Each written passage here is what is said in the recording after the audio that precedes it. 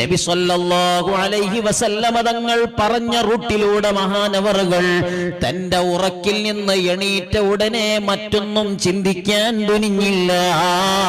വേഗം ഡൽഹിയിലെത്തണം, എന്നിട്ട് അജ്മീറിൽ അവിടെ നിന്ന് പരിശുദ്ധമായ പ്രബോധന പ്രവർത്തനം നടത്തണം. ഡൽഹിയിലേക്ക് എത്തുന്നത് ഗസ്ന പ്രദേശത്തിലൂടെയാണ്. ആ സമയത്ത് മഹാനവറുകൾ ഡൽഹിയിലെത്തിയപ്പോൾ